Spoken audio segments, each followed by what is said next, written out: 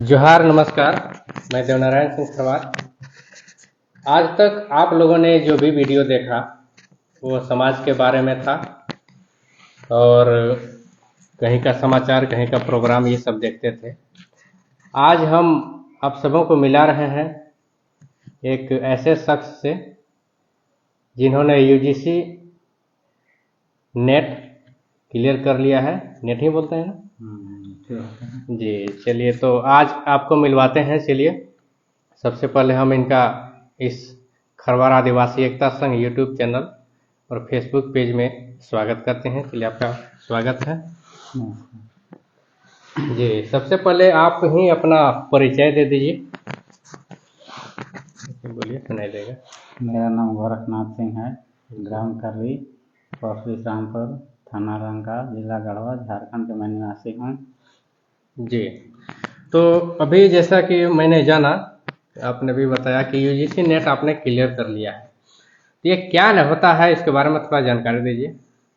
देखिए, UGC net clear करने से आप असिस्टेंट प्रोफेसर बनने के लिए एलिजिबल हो जाते हैं।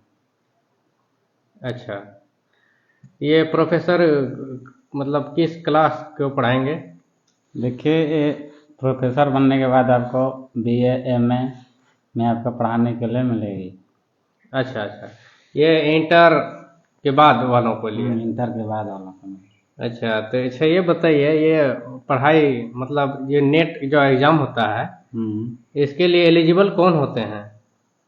इसके लिए आपको एमए एमए में आपको आप जनरल से यदि हैं तो आपको एमए में 55% मार्क्स होना चाहिए। अच्छा, जनरल मतलब जनरल कैटेगरी के लोगों के लिए। कैटेगरी के लिए। अच्छा, एसटी के लिए बताइए। हम लोग एसटी एसटी वाले एससी हैं। हैं तो 50% आपका एमए में अनिवार्य है। अच्छा, यानी इस एग्ज़ाम में फॉर्म अप्लाई करने के लिए कम से कम कितना परसेंट चाहिए? कम से कम अगर आप रिजर्व कैटेगरी से हैं, हाँ, एसटी एससी के लिए तो आप 50% आपको 50% से आपको एमए पास करना होगा किसी भी विषय में। किसी विषय में। अच्छा अच्छा, चलिए ठीक है। अब आप अपने बारे में बताइए कि आप शुरू से पढ़ाई कहाँ किए थे, बचपन से किस तरह पढ़ाई, बैकग्राउंड आपका क्या रहा? देखिए, शुरू से जब मैं बचपन में था, अच्छा मैं नानी घर आया था रामपुर में। अच्छा, छत्तीसगढ़? छत्तीसगढ़। जी। वहाँ से मैं पढ़ाई चालू किया था। अच्छा। वहाँ पहले दूसरी पढ़े, उसके बाद कुछ कारणवश फिर अपने गांव में चला गया। अच्छा, कर्री में। गांव में भी पढ़ाई किया आपने? कर्री में भी फिर मैं पहले दूसरी फिर पढ़ा वहाँ। अच्छा, मतलब बीच में पढ़ाई छूट गया था? छूटल नहीं था। हाँ। वहाँ से गए तो वहाँ एडमिशन तुरंत मतलब करवा लिए थे। अच्छा, तो नहीं, जैसा बताया कि आपने नानी घर मैं पहले दूसरी पढ़ा। रिपीट कर दिया। अच्छा, फिर से उसी की पढ़ाई को।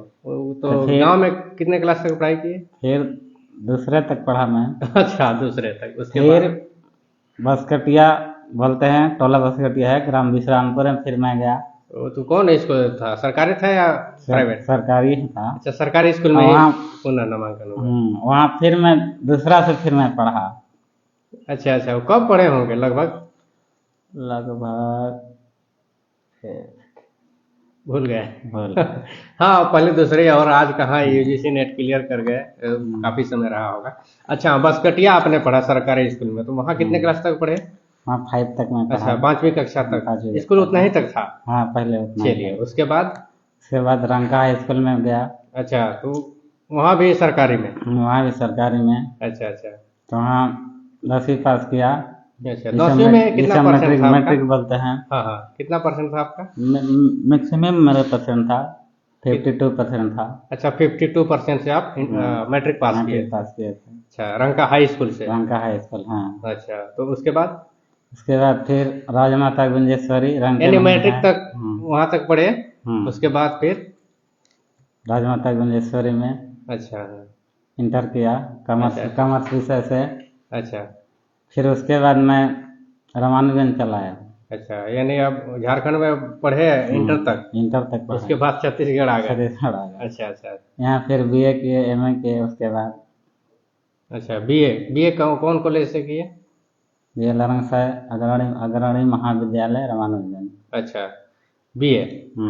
एमए भी वहीं से किया मैं। बीए और एमए किया? एमए कब फाइनल हुआ हो रहा होगा आपका? एमए मेरा 2022 में हुआ था। अच्छा 2022 और अभी चल रहा है 2026 आ गया। इस बीच आप तैयारी कर रहे थे?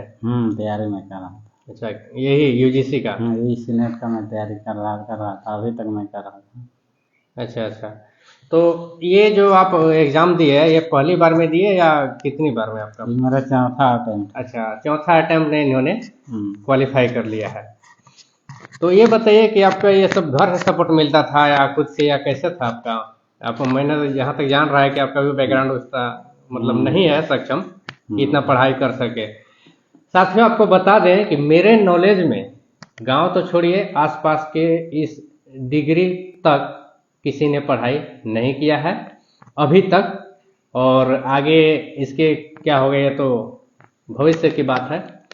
तो अपना बैकग्राउंड के बारे में बताइए कि घर से ही सब कुछ मिलता था या फिर अभी तक जो बताया आपने सब सरकारी में ही आपने पढ़ाई किया है? सरकारी में किया। अच्छा अच्छा, तो इस पढ़ाई इस सब का खर्च कैसे चला आपका?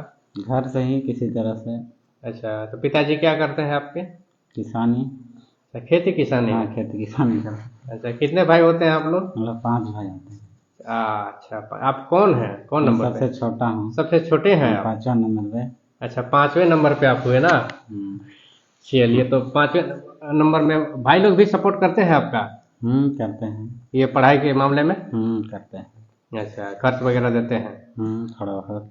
थोड़ा बहुत, हाँ रहेगा तब न देंगे। तब न। तो अच्छा ये बताइए, इतने दिनों तक आपने पढ़ाई किया, हमारे समाज में ऐसा देखा जाता है कि मैट्रिक के पास किया, इंटर किया तो प्लान पकड़ लेते हैं लोग। ऐसा भी नौबत आपके पास आया था? आया था, मैं ही प्लान गया। अच्छा इन्होंने भी प्लान किया था? प्लान शौक से मैं नहीं गया था, मजबूरी से मैं गया था। अच्छा, कब गए थे? 2014-15 में। अच्छा, पढ़ाई के दौरान ही? पढ़ाई के दौरान। तो कुछ डिस्टर्ब हुआ उससे? डिस्टर्ब हुआ था। अच्छा, क्या हुआ था? बीए में फेल हुआ था मैं। अच्छा, प्लान जाने के बीकॉम कर रहा था। अच्छा हाँ, बीकॉम बीकॉम ग्रेजुएशन में। तो उसके बाद प्लांट गए तो क्या मजबूरी रहा था? वही खर्च वगैरह? खर्च वाला।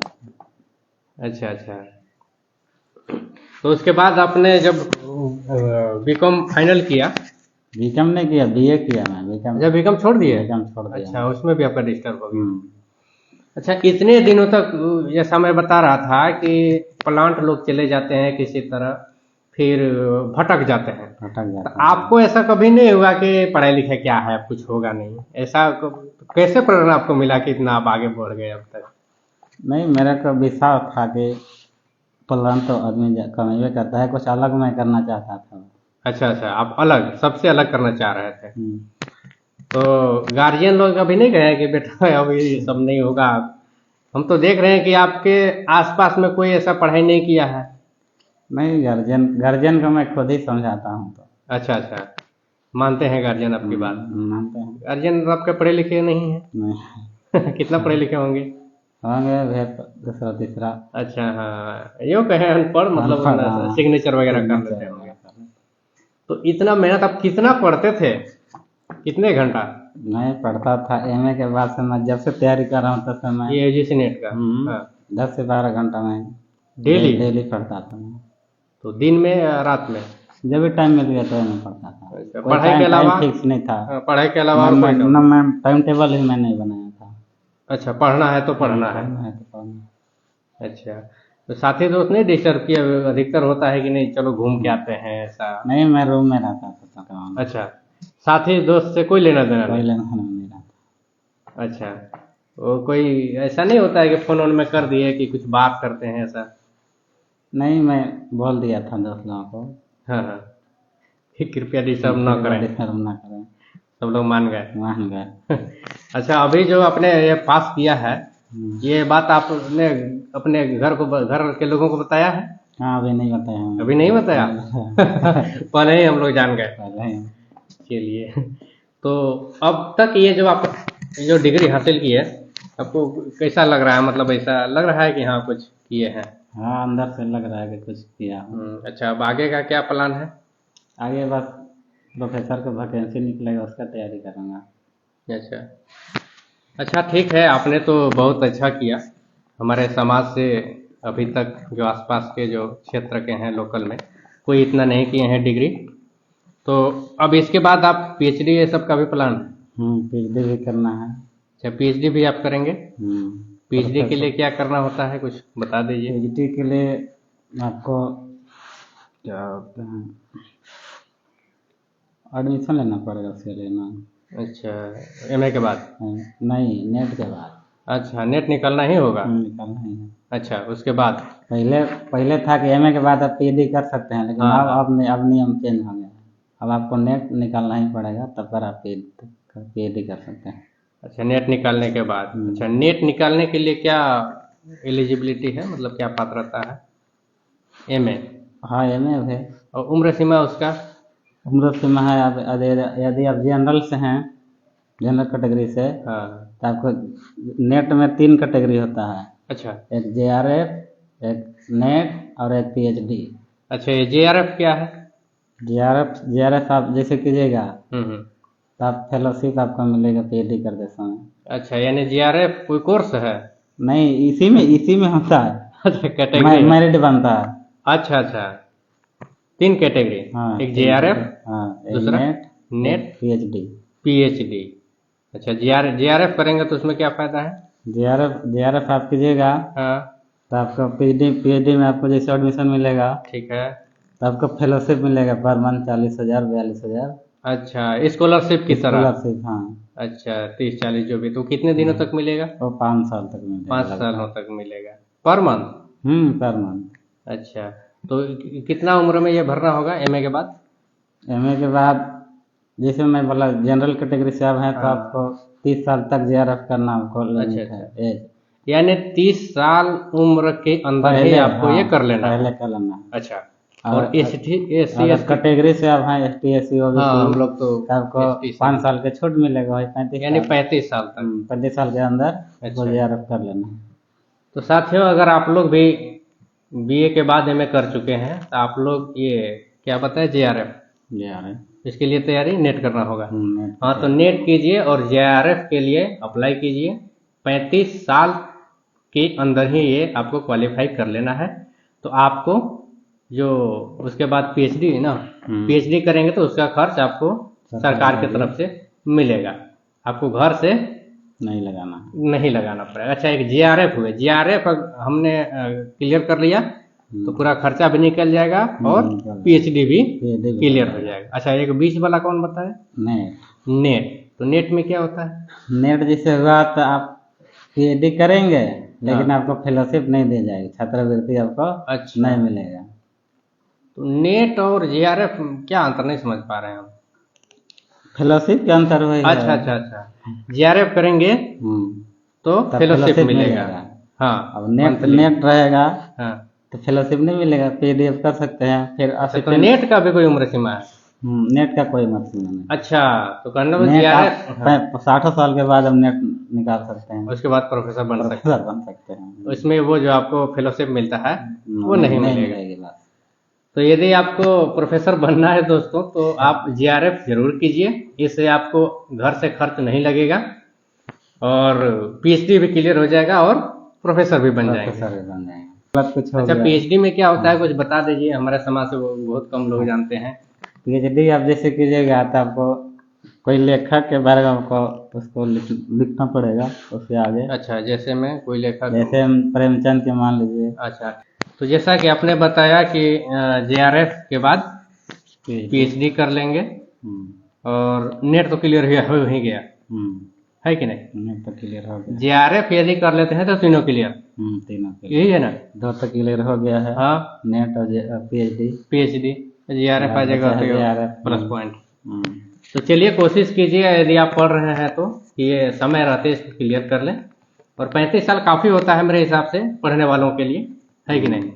बहुत काफ़ी होता है। चलिए, तो ये थे हमारे गोरखनाथ सिंह, इनका गढ़वा जिला के रंका प्रखंड अंतर्गत करे गांव में घर पड़ता है ये। और इन्होंने अभी तक जो उपलब्धि हासिल किया है, ये असिस्टेंट प्रोफेसर बनेंगे ना? अब तो उसी के लिए अप्लाई करना है। चलिए, जेआरएफ के लिए भी करेंगे अप्लाई। अच्छा, अभी अब बचा ना टाइम। अच्छा, कितना एज हुआ है आपका? वही 32। अच्छा 3 साल अभी बचा है, 3 साल तो बचा अभी 3 साल के अंदर उसको वेब हासिल कर ही लेंगे ऐसा लग रहा है। हाँ, टारगेट तो है ना? उम्मीद तो है। टारगेट है। टारगेट है। चलिए, अच्छा अब अंत में ये बताइए कि लोग तैयारी कैसे करें? देखिए, तैयारी 2 प्रकार का होता है, एक ऑफलाइन एक ऑनलाइन। ऑफलाइन अगर आप कीजिएगा हाँ। तो आपको दिल्ली मुंबई बड़े बड़े सिटियों में आपको जाकर तैयारी करना पड़ेगी। अच्छा, हाँ, क्लास के लिए। क्लास के लिए। हाँ, ठीक अगर है। ऑनलाइन करते हैं तो आप घर बैठे हुए तैयारी कर सकते हैं। आप ऑनलाइन करते थे? हाँ, मैं ऑनलाइन करता था। अच्छा, घर बैठे भी? घर बैठे भी कर सकते हैं। ओ, तो ये ऑनलाइन क्लास करते थे घर बैठे ही, और खुद से स्टडी किए? कितना समय लगा? 10 से 12 घंटा पढ़ता नहीं था। नहीं, मतलब तो मेरे को तो इसके बहुत ज़्यादा टाइम लग गया। फिर भी 3 साल लगा। 3 साल लग गया। ऐसे कितने साल तक हो जाना चाहिए? साल भर 1.5 साल मुश्किल से ज़्यादा हो जाना अच्छा, साल 1.5 साल तक हो जाना चाहिए था। इनके अनुसार इनका समय दोगुना लगा। तो कोई बात नहीं, देर से ही सही इन्होंने उपलब्धि हासिल कर लिया है। अब आप सबकी बारी है, हम सबों की बारी है कि हमारे समाज से जितने भी लोग पढ़ाई कर रहे हैं वे आगे निकलें और शिक्षा के क्षेत्र में एक अलग जगह दूसरों के लिए प्रेरणा का स्रोत बने। तो आपका बहुत बहुत धन्यवाद। आपका भी बहुत बहुत धन्यवाद। चलिए फिर अब आगे हमारी शुभकामनाएं हैं हमारे संघ की तरफ से कि अब आप प्रोफेसर बने। उसके बाद भी अब आपका एक इंटरव्यू देंगे ना? ठीक है ना, आराम से देंगे। चलिए, बहुत बहुत धन्यवाद।